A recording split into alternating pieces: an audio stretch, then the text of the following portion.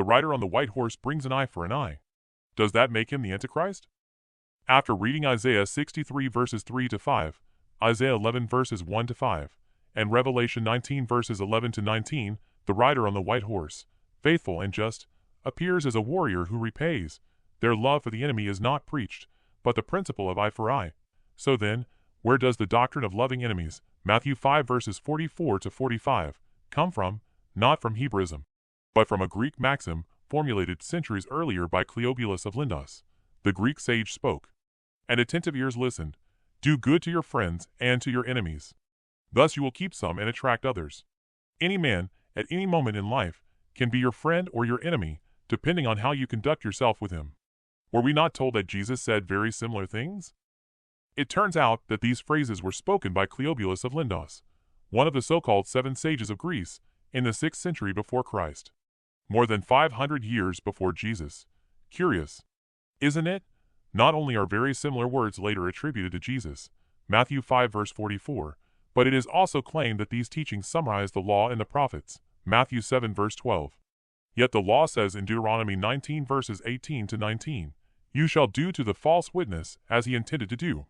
And the prophet Nahum says in Nahum 1 verse 2, God is a jealous and avenging God, and reserves wrath for his enemies. Nothing about rewarding enemies. So then, could it be that an aggressive Rome, confronted with the Jews and their king, never wanted an eye for an eye? Because it killed the king of the Jews? Isn't it obvious that Rome never wanted to be reached by the justice of that law? The Greek also said, moderation is best. And it is written, Ecclesiastes 7 verse 16, do not be overly righteous, nor excessively wise. Ecclesiastes 7 verse 17, do not be overly wicked. But it is also written, Proverbs 9 verse 9, give to a wise man, and he will be wiser. Revelation 22 verse 11, he who is righteous, let him practice righteousness still. So then, moderation, or justice without limit? Prophecy shows that love for a wicked enemy does not work. Psalms 109 verse 1, do not remain silent, O God of my praise. 2, for the mouth of the wicked and the mouth of the deceitful are opened against me, they have spoken against me with a lying tongue. 3, they compassed me about also with words of hatred, and fought against me without a cause.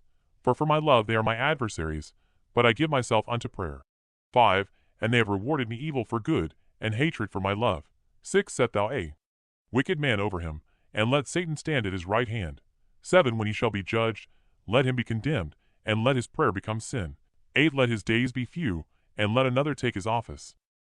Sirach also warns against doing good to a wicked enemy, Sirach 12:1. 6, 1, when you do good, take note of whom you do it to, and you will be able to expect something from your good action. 2, do a favor to the good, and you will obtain a reward, if not from him, then from the Lord.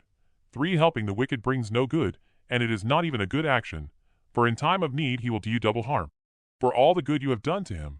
5, do not give him weapons of war, so that he may not attack you with them. 6, God also abhors the wicked, and will give them their punishment. Why would Jesus contradict these teachings? He did not. His enemies did, but they blamed him for it. But assuming that what is presented as having been said before Christ is pure, simply because Rome did not persecute the prophets, is also an error. For there is a proverb that says, if your enemy is thirsty, give him something to drink, Proverbs 25 verse 21, and another that says, when your enemy falls, do not rejoice, Proverbs 24 verse 17.